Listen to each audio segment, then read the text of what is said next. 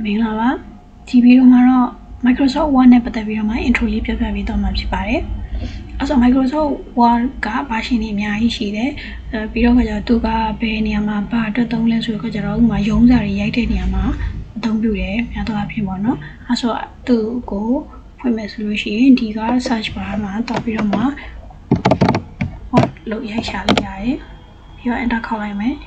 အဲ့ဆိုရင်သူကဒီမှာတော့ပွင့်နေတယ်အဲ့မှာသူကကိုကဘယ်ဟာရွေးရမလဲဆိုလို့ရှိရင်တော့ကိုစိတ်ကြိုက်အသုံးပြုမယ်ဆိုလို့ရှိရင်တော့ဒီက blank document လေးကိုတစ်ချက်နှိပ်ပြီးတော့မှယူလိုက်ပါမယ်ဒါဆိုစာရွက်လေးတည်းရလာပါပြီဒီမှာလည်း document 1ဆိုပြီးတော့မှသူကနာမည်ပေးထားတယ်ပြီးတော့ဒီကကျတော့ Microsoft Word ကိုအသုံးပြုနေရမလို့ Word ဆိုပြီးတော့မှသူရဲ့နာမည်လေးပေါ်နေပြီရဲ့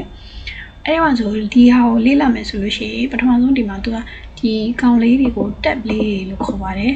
home tab insert tabပြီးတော့ draw design စသဖြင့်ရှိတယ်အဓိက default ကျတော့ home tab မှာရောက်နေလိမ့်မယ်ပြီးတော့ home tab မှာဆိုလို့ရှိရင်လည်းသူက group လေးခွဲပြီးတော့ထားထားတယ်ဒီမှာဆိုလို့ရှိရင် clipboard group ပြီးတော့ font နေစလုံးနဲ့ပတ်သက်ပြီးတော့ပြင်မယ်ဆိုလို့ရှိရင်တော့ဒီမှာ font group ထဲမှာပြင်လို့ရတယ်ပြီးတော့ survey တွေရေးပြီးတော့မှ survey တွေကို center ချိန်တာတို့ left right ချိန်မယ်ဆိုလို့ရှိရင်ဒီ paragraph group ထဲမှာသုံးမယ်စသဖြင့် group လေးတွေခွဲထားရပေါ့နော်ဒီ group လေးတွေစုထားတဲ့အတိုင်းကြီးကိုကျတော့ ribbon လို့ခေါ်ပါတယ်ပြီးတော့ဒီစာမျက်နှာဆိုလို့ရှိရင်ဒီစာမျက်နှာလေးပေါ့နော်စာမျက်နှာနဲ့ပတ်သက်တဲ့အချက်လက်ကြီးသိကျင်နေဆိုလို့ရှိရင်တော့ဒီမှာစာမျက်နှာ page 101ဒါကစာရွက်ကလည်းတရွက်တည်းယူထားပြီးတော့ခါကြတော့ဒီကာစာလေးရှိတဲ့နေရာလေးကလည်းစာမျက်နှာနံပါတ်1မှာဖြစ်ပါတယ်ပြီးတော့စာလုံးဝရေးမထားလို့ဒီမှာ word မှာ0ဆိုပြီးပြနေမယ်ပြီးတော့ဒီမှာကျတော့ဒါကကြောင့် print layout ဆိုတာကိုရေးလို့ရှိရင်အသုံးပြုမဲ့ layout မှာထားထားတယ်ဒါကကျတော့စာဖတ်မယ်ရေးပြီးသားကိုဖတ်မယ်ဆိုလို့ရှိရင်ဒီ remote နဲ့ဖတ်လို့လည်းရပါတယ်ပြီးတော့ဒီစာရွက်လေးကိုခြုံပြီးတော့ကြည့်မယ်ဆိုလို့ရှိရင်ဒီမှာ binary လေးကိုနှိပ်ပြီးတော့မှခြုံကြည့်လို့ရတယ်ပြီးတော့ plus လေးကိုနှိပ်ပြီးတော့မှလည်းချက်ကြည့်လို့ရပါတယ်ဒါလေးကကျတော့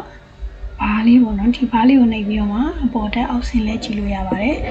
ပြီးတော့ကျတော့ဒီ file နဲ့ပတ်သက်ပြီးတော့မှအချက်လက်တွေသိကျင်နေဆိုလို့ရှိရင်တော့ဒီမှာ file ကိုနှိပ်ပြီးတော့မှတစ်ချက်သွားမယ်ဒါဆိုလို့ရှိရင်ဒီ home မှာဆိုလို့ရှိရင်ဒီဟာလေးပါမယ်ပေါ့နော်ပြီးတော့အသစ်လိုချင်နေဆိုလို့ရှိရင်ဒီ blank document ကိုလည်းယူလို့ရလို့ဒီက new နှိပ်ပြီးတော့မှလည်းယူလို့ရတယ်ပြီးတော့ရှိပြီးသား file ကိုဖွင့်မယ်ဆိုလို့ရှိရင်တော့ open နဲ့သုံးမယ် print ထုတ်လို့ရတယ် share လို့ရတယ် PDF တစ်ခါလေး save လို့ရပါတယ်ပိတ်မယ်ဒီ file ကိုပိတ်မယ်ဆိုလို့ရှိရင်တော့ close ကိုနှိပ်လိုက်မယ်ဒါဆိုလို့ရှိရင်တော့ခုနကယူထားတဲ့ဖိုင်လေးကိုပေးလိုက်ပြီဒီလိုဖိုင်အသစ်လိုချင်တယ်ဆိုရင်ဖိုင်လေးကနေမှ new ယူလို့ရလို့ဒီကနေ blank document ကိုတစ်ခါလေးတန်းခိုးလို့ရတယ်ဒီမှာဆိုလို့ရှိရင်တော့ document 2ယူပြီးတော့ပြန်နေပါလိမ့်မယ်ဒါကတော့ Microsoft နဲ့ပတ်သက်တဲ့ Microsoft Word နဲ့ပတ်သက်တဲ့ဒီအချက်လက်လေးတွေကို intro လေးပြပြပေးထားတဲ့ဗီဒီယိုဖြစ်ပါတယ်